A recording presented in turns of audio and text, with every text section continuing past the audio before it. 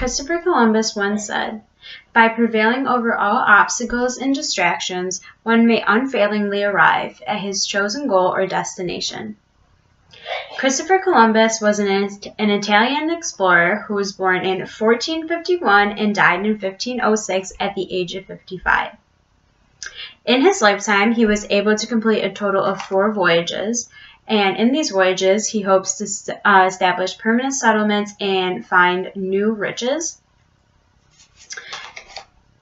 He was not the first to establish the Americas, although he was the first to establish permanent settlements. Many give him credit for discovering the New World of the Americas, but that's not true because there were people prior to him. And as the saying goes, in 1492, Christopher Columbus sailed the ocean blue. He sailed the ocean in the Santa Maria along with the Nina and the Pinta alongside of him. He headed west in order to find new riches such as gold, pearls, and spices. When he arrived to the Americas, he was greeted by Native Americans who were generous people. They were willing to give him anything that he needed in order to be successful. Because of this, he took advantage of the natives, basically. And according to Gerald Vissner, the nerve of his advantages has been celebrated more than the ecstasies of the shamans. He said that he was honored over the tribes that were enslaved and terminated under his name. In order to get where Christopher Columbus had to be, he used brutality, treated the natives very poorly, and you basically use them as human cargo. Because of this, there's major controversy. Many believe that he committed genocide, and while others don't.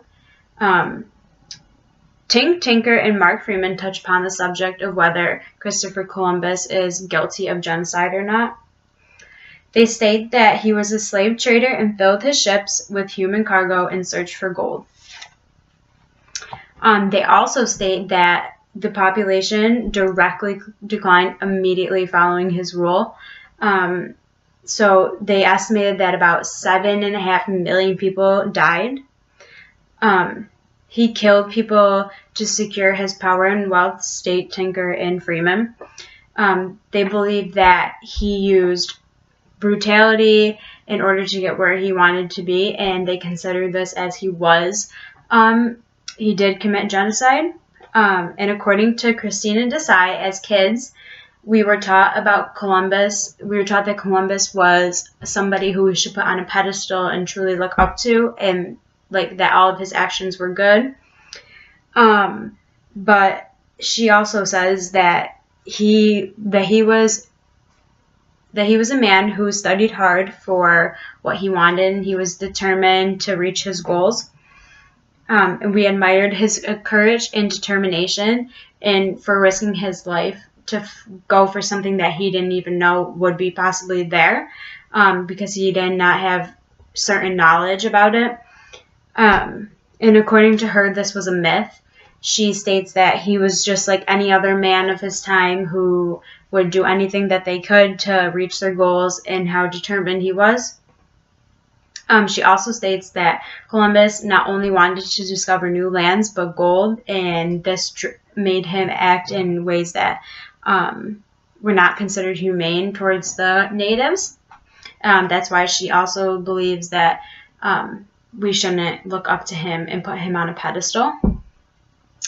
But many also believe that he did not commit genocide, and that all of his actions were pure, and he didn't commit genocide because he needed to do what he needed to do, basically. Regardless of anybody's opinions, Christopher Columbus is an important figure. Because of him, we have the Americas, and without him, we don't know. Basically, we might not even be here.